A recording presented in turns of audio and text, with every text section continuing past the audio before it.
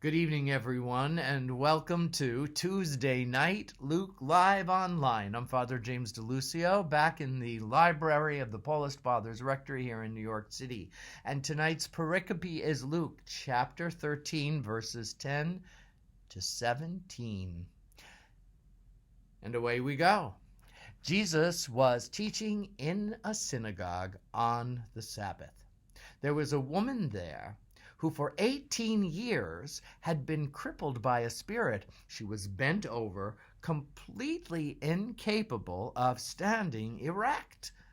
When Jesus saw her, he said to her, "Woman, you are set free from your infirmity." Now, the leader of the synagogue, indignant that Jesus had cured on the Sabbath, said to the crowd, "There are 6 days when work can be done.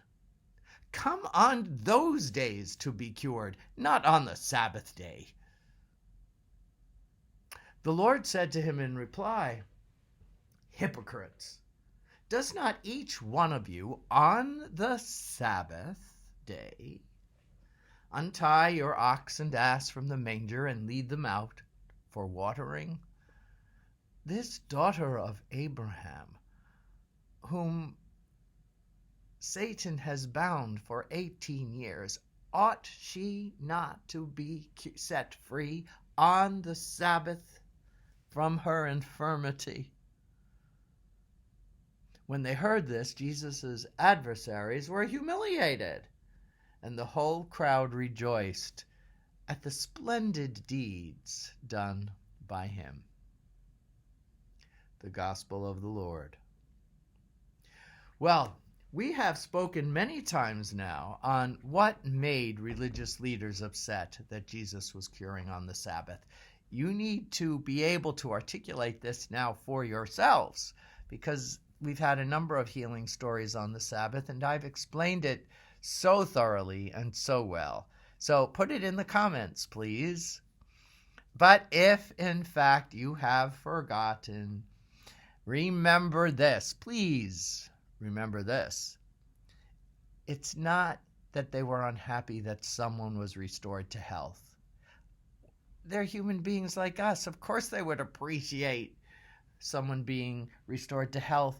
It's the fact that the faith healers of the time, some were legitimate, many were charlatans. When they healed, the healing was all about them, bringing attention to themselves. They wanted to be known. They wanted the celebrity, that's the word I wanted, because their livelihoods were affected by it. That's how they made their livings. They don't see the distinction. Jesus is not trying to draw attention to himself, but to the power of God. Jesus is not trying to, he doesn't collect any money for these healings. This is not his livelihood. This is how he is showing that God is present among God's people and that God wants healing for people, which also includes inclusion for people. They can then become full participants back in the community.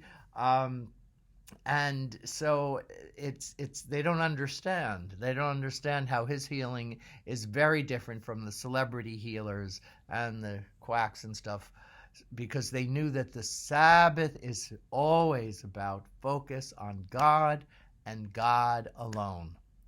Jesus is actually confirming what they believe through the healing, but they don't get it. Not to say that there were not many Pharisees and religious leaders who applauded Jesus because they did get it.